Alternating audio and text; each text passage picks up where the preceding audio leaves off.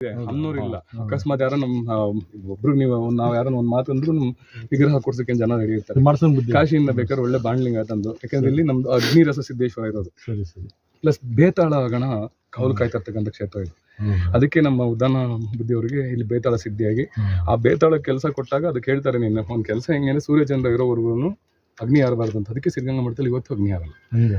ಈ ಬೇತಾಳ ಸಿದ್ಧಿ ಅಂತ ಇರುತ್ತೆ. ಆ ಬೇತಾಳಕ್ಕೆ ಕೆಲಸ ಕೊಡಬೇಕು, ನಾವೇನಾದ್ರು ಕೆಲಸ ಕೊಡಬೇಕು ಅಂತಹ ಬೇತಾಳ ಸಿದ್ಧಿ ಆಗುತ್ತೆ. ಇದೆ ಸಂಚಾರ ಇವತ್ತು ಇದೆ, ಬಟ್ ಏನಂದ್ರೆ ಯೂಸ್ ಮಾಡ್ಕೊಳ್ಳೋದಿಲ್ಲ. ನಮ್ಗೇನೋ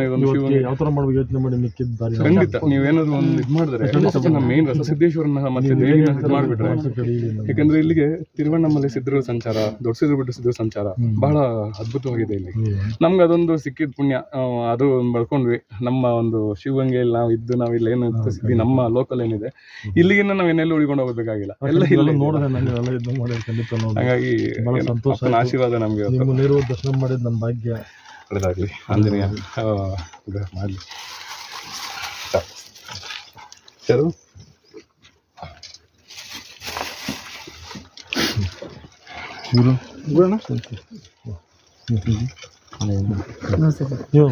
ನಾವೆಲ್ಲ ಬೆಳಗ್ಗೆ